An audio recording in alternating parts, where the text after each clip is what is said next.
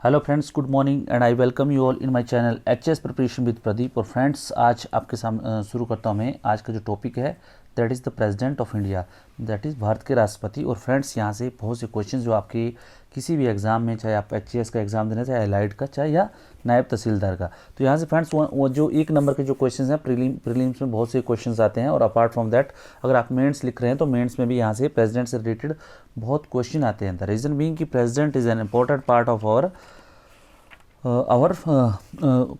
That is executive. ठीक है, तो एग्जीक्यूटिव का जो एक पार्ट है वो बहुत जो प्रेसिडेंट है वो विदाउट प्रेसिडेंट जो एग्जीक्यूटिव बनती नहीं। जो हमारे राज्य को, जो इसको स्टेट का जो एक ऑर्गन होता है, ठीक है, जिसके जैसे एग्जीक्यूटिव, लेजिस्लेचर एंड जुडिशरी। ठीक है, इन तीन ऑर्गन्स ऑफ जो आपको पता है जो स्टेट्स होते हैं, उनमें जो एग्जीक्यूटिव जो है ये प्रेसिडेंट के बिना इट इज़ नॉट पॉसिबल। ठीक है, जो हमारे जो प्रेसिडेंट जो हमारा सिस्टम बना पार्लियामेंट्री सिस्टम है। ठीक है, तो अभी जो है we will study about the president.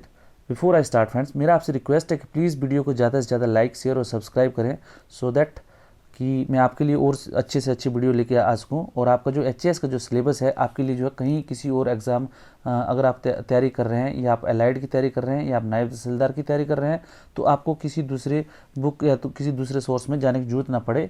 I am giving you this readymade syllabus, ताकि आपको कहीं इधर उधर जाने की जरूरत ना पड़े। ठीक है, और प्लीज़ आप जो सब्सक्राइब करें और ज़्यादा से ज़्यादा आप इसको शेयर करें। अपार्ट फ्रॉम दैट्स, आप जो है करंट अफेयर्स और दूसरे जितने भी जो आपको कंप्रीहेंसिव तैयारी करनी है फ्रेंड्स, तो आप जो मेरे एचएस प्रिपरेशन विद प्रदीप जो फेसबुक पे मेरा ग्रुप है, आप उसमें पार्टिसिपेट कर सकते हैं। और अगर आपको फ्रेंड्स आंसर राइटिंग, और अगर आपको ऐसे लिखना है, ऐसे प्रैक्टिस करनी है, और मेंस के लिए आंसर राइटिंग करनी है, और करंट के लिए आपको कंप्रीहेंसिव तैयारी करनी है, तो फ्रेंड्स आप मेरे साथ जो है व्हाट्सएप ग्रुप में जुड़ सकते हैं। व्हाट्सएप ग्रुप का नंबर फ्रेंड्स ऑलरेडी मैंने आपको स्लाइड्स में दिया है। ठीक है, तो प्लीज़ आप जो है, अगर आप सीरियस हैं तो please you can come and join me.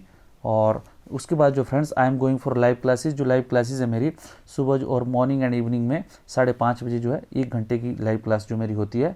और उसके बाद जो इवनिंग में it is regarding current affairs and the other topics, so that your preparation is in the right path.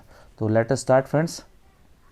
जो पहला फ्रेंड्स, जो ये जो आर्टिकल कॉन्स्टिट्यूशन के जो आर्टिकल हैं, दैट इज़ आर्टिकल 52 से लेके आर्टिकल 78 तक, और जो पार्ट 5 है फ्रेंड्स। ये जो मैंने जो इधर लिखा हुआ वर्ड्स, आर्टिकल 52 टू 78 और पार्ट 5, यहाँ से भी ये क्वेश्चन बन जाता है कई बार। ठीक है, कि जो यूनियन एग्जीक्यूटिव है, ठीक है, ये किस आर्टिकल तक जो है आपका कॉन्स्टिट्यूशन में है। तो ये आर्टिकल 52 टू 78 और कौन से पार्ट में, कॉन्स्टिट्यूशन के 5th पार्ट में। ठीक है, the union executive consist of the president. Friends very important. ठीक है, किस किस को मिला के जो है यूनियन एग्जीक्यूटिव बनती है, वो the president, vice president, prime minister, council of ministers and the attorney general of India. Friends, इसमें कई बार एक क्वेश्चन पूछा जाता है कि whether attorney general of India is a part of executive और नॉट, लेकिन ये जो है एग्जीक्यूटिव के पार्ट हैं, तो इसीलिए फ्रेंड्स इट्स वेरी इंपॉर्टेंट। ठीक है, ये जो है याद आपको रखना है। उसके बाद फ्रेंड्स, जो इलेक्शन होता है प्रेसिडेंट का, वो कैसे होता है फ्रेंड्स, वो जो इलेक्टोरल कॉलेज होता है फ्रेंड्स, ठीक है, इलेक्टोरल कॉलेज में कौन कौन से मेंबर्स होते हैं फ्रेंड्स, ये होते हैं all the elected members of both houses of parliament. ठीक है, जो बोथ हाउसेज ऑफ पार्लियामेंट होते हैं, लोकसभा और राज्यसभा, उसमें फ्रेंड्स आपको पता है कि नॉमिनेटेड मेंबर भी होते हैं। 12 जो नॉमिनेटेड मेंबर होते हैं और राज्यसभा में होते हैं, और जो 2 जो नॉमिनेटेड मेंबर होते हैं एंग्लो इंडियन से कम्युनिटी से। लेकिन अभी जो फ्रेंड्स वो जो अभी बंद कर दिया है। ठीक है, तो वो जो है 12 मेंबर जो नॉमिनेटेड मेंबर है, चाहे वो राज्यसभा में, चाहे लोकसभा में है, या स्टेट लेजिस्लेचर में है। जैसे स्टेट की जो राज्यसभा स्टेट की जो आपको, जैसे आपने देखो पार्लियामेंट होती है जिसको लेजिस्लेटिव असेंबली विधानसभा बोलते हैं, या विधान परिषद में तो सारे नॉमिनेटेड मेंबर होते हैं। तो जो भी नॉमिनेटेड मेंबर्स रहेगा इन सब में, विधानमंडलों में या पार्लियामेंट में, ये जो है ये सब जो है they will not take part in the election of the president. इसके अलावा जितने भी जो इलेक्टेड मेंबर्स हैं फ्रेंड्स, ये सब जो है they will take part in the election of the president. ठीक है, only nominated member will not take part in the election of the president. ठीक है, उसके बाद क्या है next friends, the elected member of the legislative assembly of the union territory of Delhi and Puducherry. Friends, Delhi और पुडुचेरी जो है ऐसी यूनियन टेरिटरी है जहाँ पे जो है ऑलरेडी जो है विधानमंडल दिए गए हैं, तो वहाँ के जो इलेक्टेड मेंबर्स हैं they can also participate in the election of the president, मतलब क्या इलेक्शन का जो प्रेसिडेंट का इलेक्शन होता है उसमें जो है ये पार्टिसिपेट करते हैं, मतलब वोट देते हैं। अभी क्या friends, nominated members of any legislature and parliament do not take part in it. जो नॉमिनेटेड मेंबर्स हैं फ्रेंड्स किसी भी लेजिस्लेचर के या पार्लियामेंट के, they do not take part in it. ठीक, please make it sure friends, यहाँ से जो है there are lot of chances of 1 और 2 क्वेश्चन, ठीक है, इस स्लाइड से। तो प्लीज़ आप इस स्लाइड को ठीक ढंग से नोट कर लीजिएगा। Now come the next friends, उसके बाद क्या है,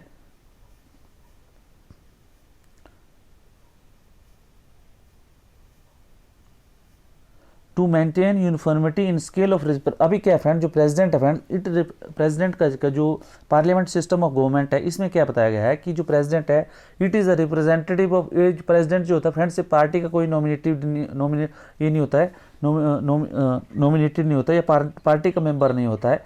it is the president of all over India. तो इसको के लिए प्रेसिडेंट साहब को ये फील देने के लिए कि he is the member of the all party, जो he is the first citizen of government, ठीक है, फर्स्ट सिटीजन ऑफ इंडिया, ठीक है। और उसके बाद जो इसके फील कि ये इंश्योर करने के लिए कि जो इक्वल रिप्रेजेंटेशन है, जो सब जो इसको सब जितने भी मेंबर्स हैं सब जो है हर एक नागरिक जो है इनको रिप्रेजेंट करता है प्रेसिडेंट को, उसके लिए क्या एक सिस्टम बनाया गया इन्होंने, ये maintain the uniformity in scale of representation and parity between the state as a whole, the number of votes every member of legislative assembly and parliament entitled to cast at such election shall be determined on the following manner. ठीक है, तो उसके लिए क्या है, ताकि जो है यूनिफॉर्मिटी और पैरिटी रहे, ठीक है,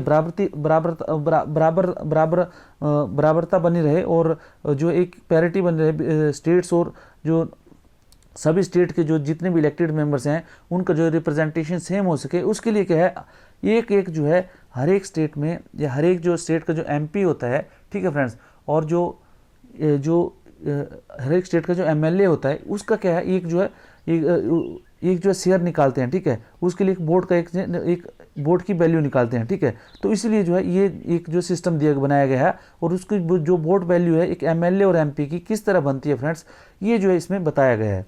कैसा ये सिस्टम है, उसमें जो वोट वैल्यू ऑफ एमएलए क्या है, वोट वैल्यू ऑफ एमएलए है टोटल जो अगर स्टेट की जो एक एमएलए की वोट वैल्यू कितनी रहेगी, जैसे टोटल पॉपुलेशन ऑफ स्टेट होगा that is divided by the total number of elected members in the state legislative assembly. ठीक है, जो आपकी जैसे हिमाचल की पॉपुलेशन है आप मान लो 68 लाख है या 70 लाख है, ठीक है, 70 लाख में से अगर मान लो 68 लाख को डिवाइड करेंगे फ्रेंड्स, आप देखो 68 लाख को 68 हमारी जो एमएलए हैं, तो 68 डिवाइड बाई 68 कितना हो गया, तो 1 लाख, ठीक है। तो 1 लाख से 1 लाख को फिर अब अगर आप डिवाइड करोगे फ्रेंड्स तो कितना, उसको 1000 से फिर डिवाइड कर दोगे तो उसका जो टोटल आता है, अब इस तरह आप देखोगे तो इस तरह एक बनता है कि आपकी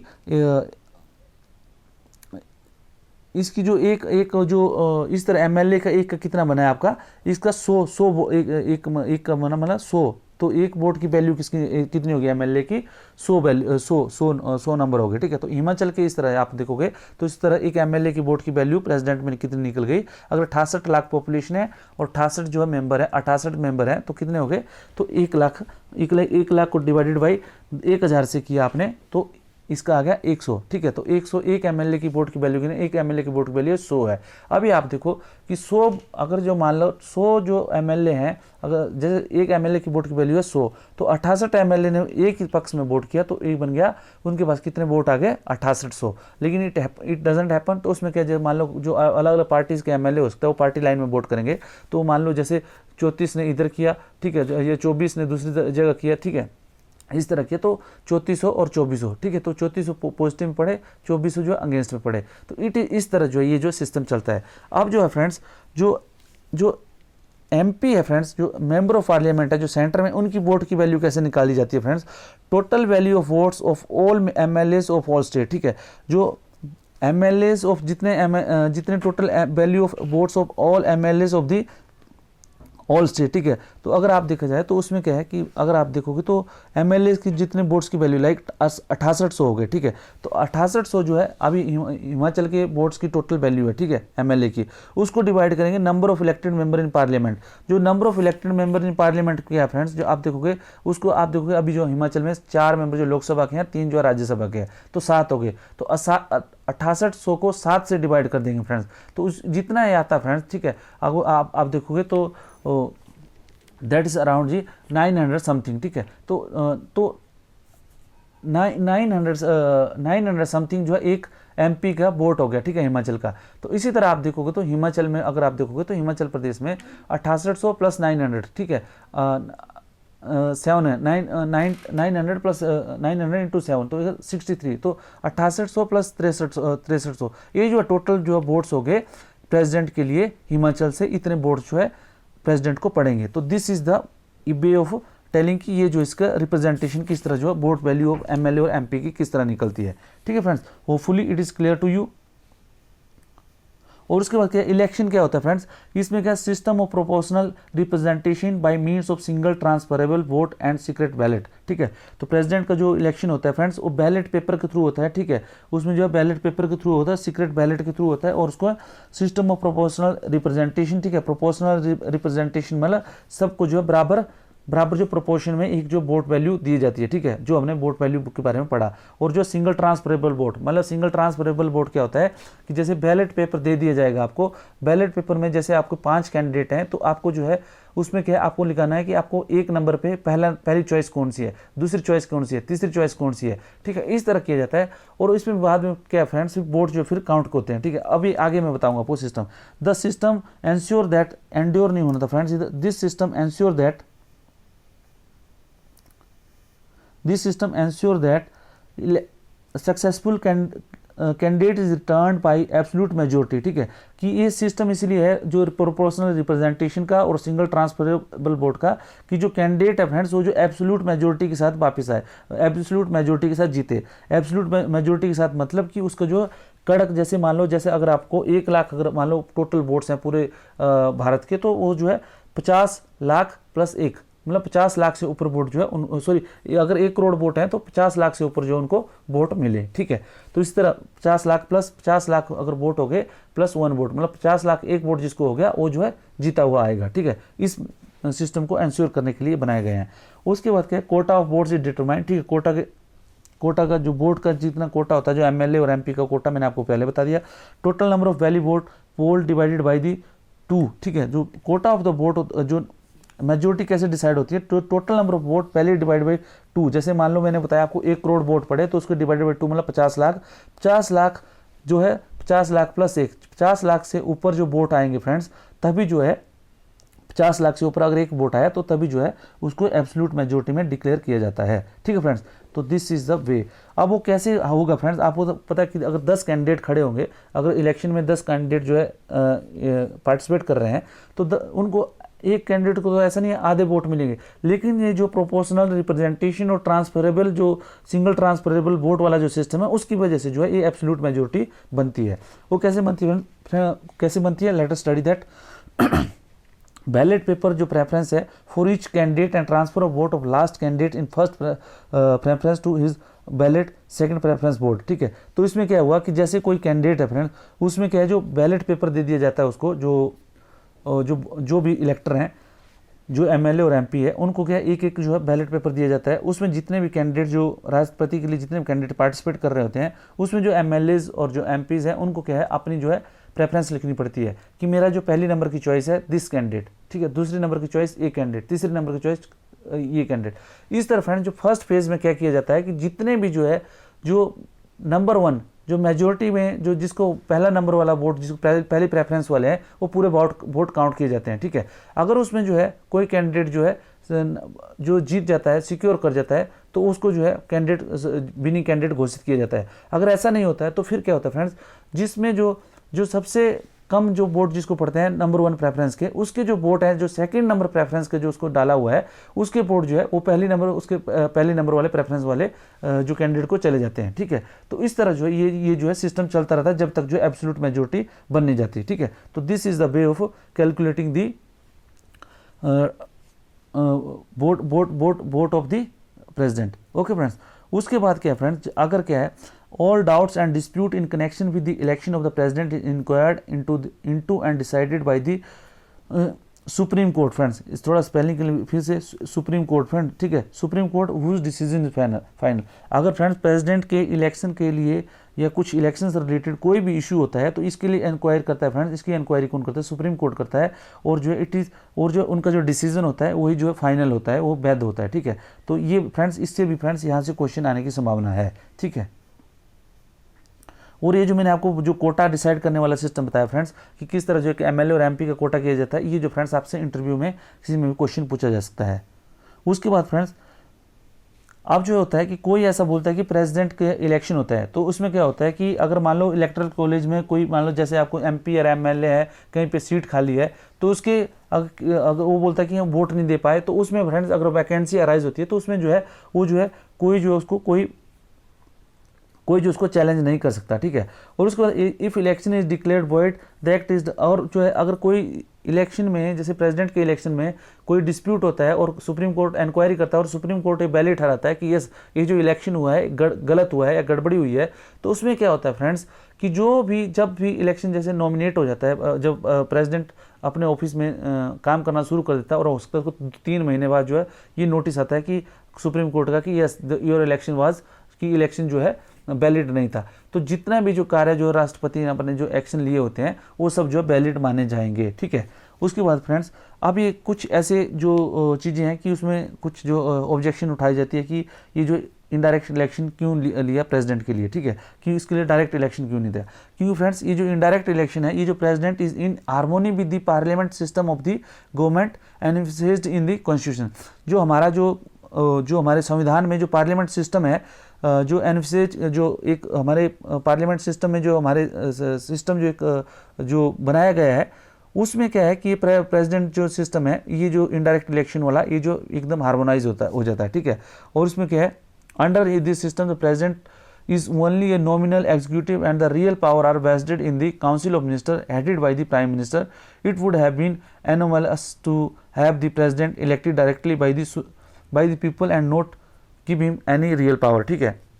अगर जो है फ्रेंड्स उसको डायरेक्ट पावर दी जाएंगी, जिससे मान लो प्रेसिडेंट को इलेक्शन डायरेक्ट हो जाएगा, तो फिर जो है बोले कि मेरे को भी तो लोगों ने चुना हुआ है, ठीक है। तो इस तरह जो फिर प्रेसिडेंट और जो प्राइम मिनिस्टर जो होता है उनके बीच में कन्फ्लिक्शन शुरू हो जाएगी फ्रेंड्स। उसके बाद क्या friends, the direct election of president would have been, ये जो डायरेक्ट इलेक्शन अगर प्रेसिडेंट करवाते तो भी ये बहुत ज़्यादा एक जो है कॉस्टली एक्सरसाइज हो जाती और जो बहुत बड़ी एक्सरसाइज हो जाती। देखते हैं आप डाइवर्सिटी इतनी है कंट्री में, and this is unwarranted keeping in view that it is the only symbolic head, क्योंकि आपको पता है कि प्रेसिडेंट जो है सिंबॉलिक हेड है, ठीक है।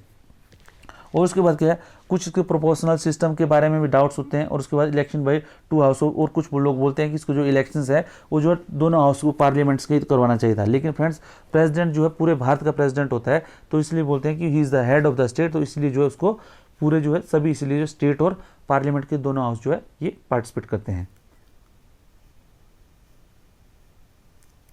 नाउ कम द नेक्स्ट, जो क्वालिफिकेशन क्या होना चाहिए प्रेसिडेंट के इलेक्शन के लिए, that should be the citizen of India. उनको जो कंप्लीट जो 35 ईयर एज जो कंप्लीट होनी चाहिए।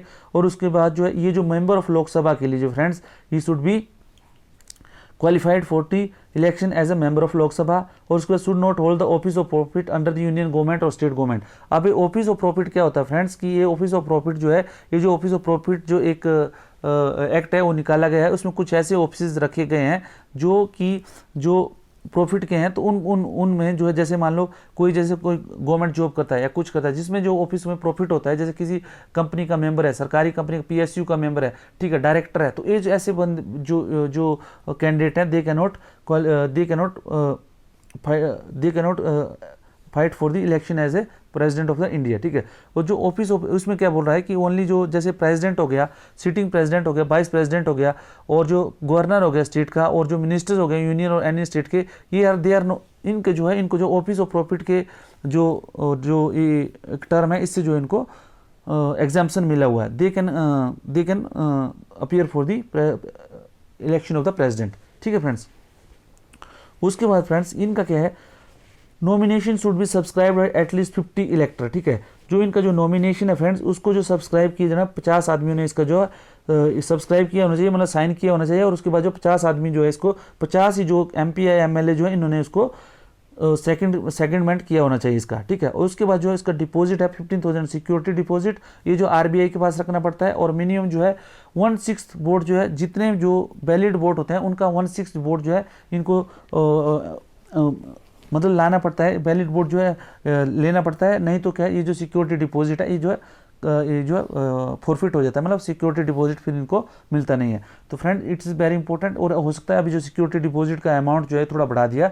अर्लियर जो है it use to be before 1997 से क्या होता था, ये क्या होता था कि जो प्रपोजर जो होने थे 10 होते थे, और जो सेकेंडर होते थे वो भी 10 होते थे, लेकिन जो सिक्योरिटी डिपॉजिट होता था 25 होता था। लेकिन 1997 के बाद जो इसको जो मतलब जो कैंडिडेट्स होते हैं, जो उनको जो है अगर जो नॉन सीरियस कैंडिडेट है उनको जो है उनको स्क्रीन करने के लिए जो ये थोड़ा सा ये जो डिपॉजिट एंड जो प्रपोजर एंड सेकेंडर का जो स्ट्रेंथ थी वो आगे बढ़ा दी।